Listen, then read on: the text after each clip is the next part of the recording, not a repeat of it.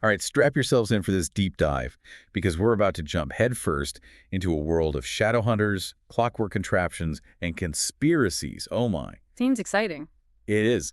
We've got a ton of excerpts from Clockwork Prince, and that's the second book in Cassandra Clare's The Infernal Devices series. And even though we're only working with excerpts, little snippets of the story, it gives us a really fascinating window into a world where magic and danger and some really complicated relationships, well, they all kind of crash together. Yeah, they really do. We're talking Victorian London here, right? Hmm. So picture this. Shadow hunters, these demon-slaying warriors sworn to protect humanity. A secret society operating right under everyone's noses. Exactly. But they're not alone. They share this world with downworlders, think vampires, werewolves, fairies, you name it. Not exactly the friendliest of neighbors. It's definitely not your typical neighborhood watch group, that's for sure. And that tension is really at the heart of a lot of the conflicts in this world, wouldn't you say?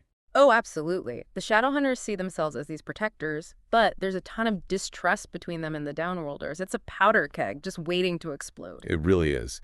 And right in the middle of all this, we have Tessa Gray. Now, she's a young woman with a mysterious past who finds herself at the London Institute, which is basically Shadowhunter HQ. And get this, she has this totally unique ability. Unique is an understatement. We're talking shape-shifting here. Oh yeah, the girl can shapeshift just by touching something that belongs to someone. Boom, she can become them. Talk about potential. And danger too, right? Absolutely. That power makes her incredibly valuable to the Shadowhunters, but also makes her a huge target. And to make things even more complicated, she immediately clashes with Will Herondale. He's our brooding, sharp-tongued Shadowhunter, and let me tell you, he's got baggage. Baggage. He's got a whole steamer trunk full of baggage. Yeah. Their relationship is electric from the start. Oh, sparks fly, for sure. And not always in a good way. You can see Will pushing Tessa away, but I think we can all tell there's something simmering beneath the surface, right? Yeah. Like, come on, the guy practically invented brooding. Oh, he's got the brooding thing down pat, no doubt about it. But luckily, Tessa finds a friend in Jem Carstairs, Will's parabatai. Now, for those who might not be familiar, parabatai, that's not just any best friend situation, right? It's deeper than friendship. It's like a bond of the soul, a connection that goes beyond brotherhood. Whoa, that's intense. It's a sacred oath that binds two shadow hunters together for life, creating a connection that can't be broken. And Jem, well, he's everything that Will isn't. He's kind, patient, he's the calm amidst the storm. He's a real anchor for Tessa as she tries to navigate this strange new world, especially with the threat looming in the background. Mortmain. Ah, Mortmain. Now, this guy is bad news. Genius? Yes, but twisted. A clockwork mastermind with a chip on his shoulder the size of Big Ben. And what a coincidence, his past is totally tangled up with Tessa's unknown origins. Yeah, talk about a tangled web. Mortmain brings a whole new level of scary to the Shadowhunter world. He's a real game changer. How so? Well, not only does he understand magic, but he's also created these terrifying clockwork creatures called automatons. Like, it's as if he's combined technology with magic and created a whole new breed of monster. Yikes, like a steampunk nightmare. Exactly. So you're saying the Shadowhunters are used to battling demons, creatures of chaos and magic, but this is something else entirely. Right. These automatons are cold, calculated, and relentless. And that's what makes Mortmain such a formidable enemy, right? Mm-hmm. He's disrupted the natural order, thrown a curveball that the Shadowhunters just weren't prepared for. And as if things weren't already tense enough, we get to see the York Institute. Now, this is another Shadowhunter stronghold, but let me tell you, the vibe is completely different from the London Institute. Oh, night and day. You get this sense of rigidity, almost like a military outpost. Yeah. And they have this spoils room Yeah, that spoils room. filled with trophies taken from, fallen downworlders. Yeah. Talk about creepy. It's more than just creepy, It's a very powerful symbol of the Shadowhunters' relationship with the Downworlders. Some might say it's a necessary reminder of the dangers they face. But for others, it's this dark side of Shadowhunter culture, this view of their enemies as less than human. Like a twisted trophy case, right? Instead of sports memorabilia, it's full of, well, death. No wonder Tessa faints dead away when she sees it. That fainting spell, though, it tells us a lot about Tessa. It shows her innocence, her sensitivity to the brutality of this world. It makes you think, what has she seen? What has she experienced to make her react so strongly? What makes you wonder, right? Like, what's her backstory? What's she running from?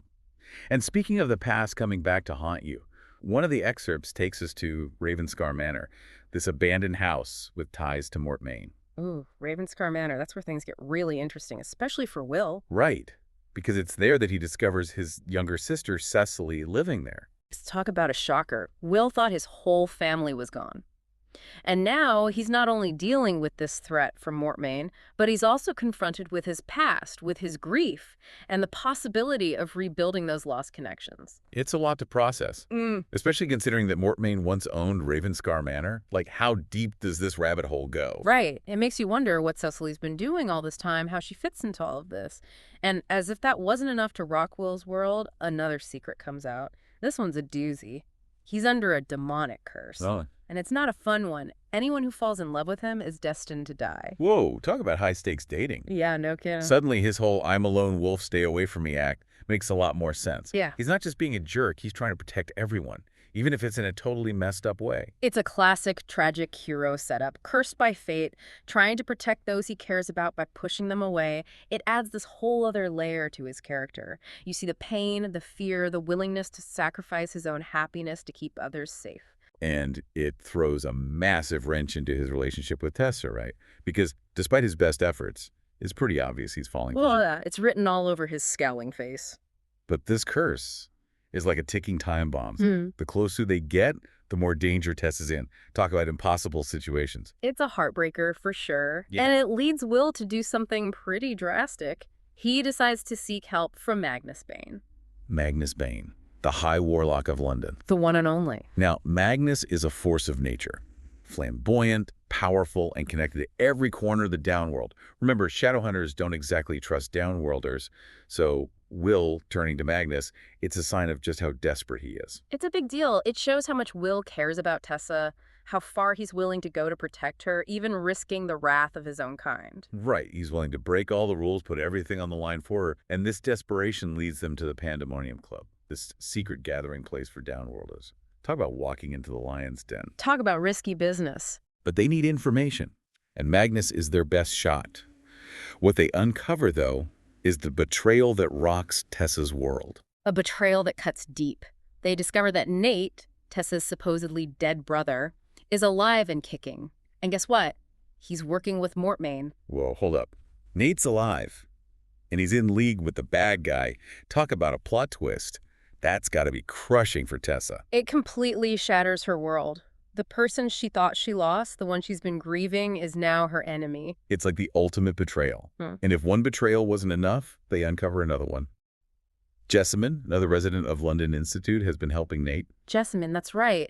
You know, when we first meet her, she comes across as this shallow, self-centered girl, all about fashion and gossip. Right. But this betrayal, it shows there's something more going on there. Definitely. There's a deeper motivation, a misguided sense of loyalty and love for Nate. It's almost tragic, isn't it? She's so desperate for connection that she ends up making these choices that have these huge consequences. And it's not just about helping Nate. She steals the Book of the White, this powerful spell book, and gives it to Mortmain. Now, this theft raises the stakes considerably. We're talking about a crucial artifact here, an ancient book filled with knowledge and powerful spells. And now it's in the hands of the enemy, giving Mortmain a massive advantage. So the Shadowhunters are in a race against time. They have to get that book back, stop Mortmain, and protect Tessa, all while navigating this tangled web of secrets, betrayals, and city. Well, let's face it, some serious romantic drama. And just when you think things couldn't possibly get any more complicated, yeah, things are definitely getting pretty messy. All these secrets and betrayals, it makes you wonder who Tessa can even trust anymore. I mean, everyone seems to have her own agenda. It's a recipe for disaster, for sure. And it's not just Tessa who's struggling with trust issues. Remember Benedict Lightwood, father of Gibeon and Gabriel? Well, he's been busy scheming, trying to wrestle control of the Institute away from Charlotte. Benedict's a piece of work, that's for sure. He's got this whole vendetta against the Fairchilds, Charlotte's family. Yeah, and now we finally learn why. Yeah. Turns out his wife died of demon pox, that horrible disease linked to Mortmain's experiments. That's tragic, really. But wait, it gets worse.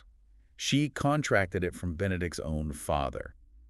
Talk about a messed up family secret. It completely changes how you see Benedict. Before, he just seemed power hungry, but now you realize there's all this pain, this betrayal that's been fueling his actions all along. It's like a twisted Shakespearean drama, family feuds and dark secrets. And it definitely sheds light on Gideon and Gabriel's conflicted loyalties. Imagine growing up with that narrative, that The Fairchilds are responsible for your mother's death. No wonder Gabriel is so hostile towards Will and Tessa. It's like he's carrying the weight of his family's history on his shoulders. Heavy stuff. It really shows how far-reaching Mortmain's cruelty is, how his actions have caused pain and division across generations. But amidst all this darkness, there's a glimmer of hope. Remember Jem?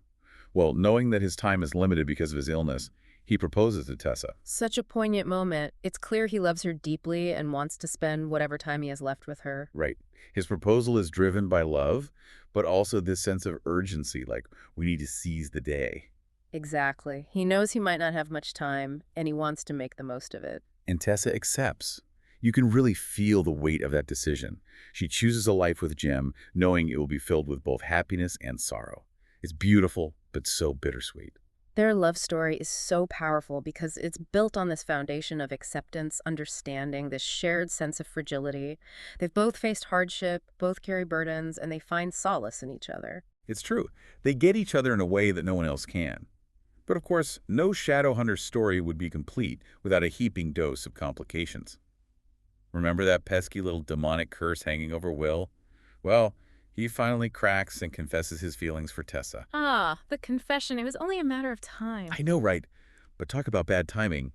Tessa is now engaged to Jem, and Will, well, he can't be with her without putting her in mortal danger. It's the ultimate love triangle. Tessa caught between Jem, this safe and loving presence, and Will, this burning passion that could consume her. What a mess. And it's especially heartbreaking knowing how much Will has been sacrificing to keep Tessa safe.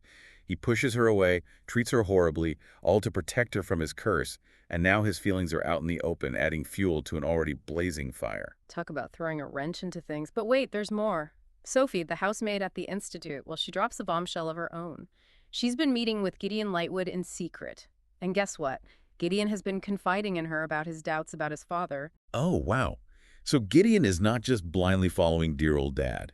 He's actually questioning Benedict's motives, seeing the cracks in his facade. Exactly. He's starting to see things for what they are, and he's not afraid to stand up for what he believes in, even if it means going against his own family.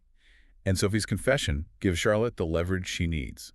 Armed with the truth about Benedict's wife, the connection to Mortmain, and Gideon's testimony, she finally confronts Benedict, and she doesn't hold back. That must have been a tense moment, calling out Benedict in front of the entire council. I bet. But Charlotte's a strong leader, and she's not going to back down. She knows what's at stake, and guess what? The council sides with her. Yes, victory. Benedict's power play backfires spectacularly. Charlotte retains control of the Institute. Justice prevails. It's a win for truth, for fairness, and a huge relief, especially with Mortmain still out there, causing chaos. Right. They need a united front to face that threat. But just when you think things are settling down, guess who shows up at the Institute? Don't tell me it's... Cecily Herondale, Will's little sister. Well, well, well. Talk about a game changer. This changes everything. It really does. On one hand, it's great for Will. He finally gets to reconnect with his family. But Cecily's arrival also brings up a lot of questions. Oh, definitely. What's her story? What's she been up to all this time? What role will she play in the fight against Mortmain? She's a wild card, full of potential, and maybe a little danger, too. We know she wants to train as a Shadowhunter, but beyond that, it's a mystery. And that's what makes these excerpts so exciting. They've taken us on this roller coaster ride of emotions, betrayals, shocking revelations. We've seen the Shadowhunter world in a whole new light. It's not just about fighting demons, it's about family, loyalty, love, and sacrifice. These are characters who are deeply flawed, making tough choices and facing impossible situations. And we're left with so many questions. Will Tessa choose Jem or Will? What will Cecily do? And can the Shadowhunters defeat Mortmain before he destroys everything? Which brings us to the most important question. The question we're left grappling with is, who would you choose? Yeah, who would you choose? It's like the ultimate love triangle. Tessa's stuck between these two incredible guys, Jem and Will, each offering a completely different future. Right. And it's not just a simple matter of picking the better option. Both of them have so much to offer. Exactly. Jem represents stability, understanding. He offers a love that's pure and true. He accepts Tessa completely. He's a safe haven in a world that's gone totally bonkers. He represents that longing for peace, for a connection that transcends all the darkness and chaos. But then you have Will, this burning, passionate love that just leaps off the page. Oh yeah, Will's love is intense, But it comes with a huge price tag, right? Exactly. There's a risk factor there that you just can't ignore. Choosing Will would mean embracing uncertainty, living with this constant fear, not just for his safety, but for everyone around him. It's a love that could consume her, break her heart. It's a dangerous game, playing with fire like that. But there's something about Will's love that's just so captivating. It's the kind of love that makes you want to throw caution to the wind, defy fate itself. It's that classic romantic dilemma, but with supernatural stakes. And there's no right or wrong answer. Both Jem and Will are good guys. Both have so much to offer Tessa. And that's what makes this story so compelling. It's not about finding the easy answer, it's about those messy emotions, those impossible choices that life throws our way. It makes you think, what would I do if I were in Tessa's shoes? Right. There's no easy answer, no clear path. And that's what I love about these excerpts. They give us this glimpse into a world that's magical and adventurous, but it's also deeply human. It's not all about fighting demons and saving the world. It's about the characters, their struggles, their relationships, their choices. That's what really grabs you. Absolutely. And even though we're just scratching the surface with these excerpts, we've discovered so much. We've seen a different side of the Shadowhunter world, all the internal conflicts, the traditions, the complex relationships with downworlders. It's so much more than meets the eye. It really is. It's a world full of gray areas, where the lines between good and evil get blurred, where people have to make tough choices and sacrifices. It makes you question what it truly means to be a hero, to protect those you love. Right. And that's what makes these excerpts such a perfect starting point. They've given us a taste of this amazing world, but they've also left us wanting more. So what are you waiting for? Go read Clockwork Prince. You need to experience this world for yourself, see how Tessa navigates this love triangle, and discover all the secrets hidden within these pages. Trust me, you won't regret it. You'll be swept away by the romance, the adventure, the intricate world building. It's a story that will stay with you long after you finish the last page. So go forth, dear listeners, and happy reading. We'll see you next time for another deep dive into the world of literature.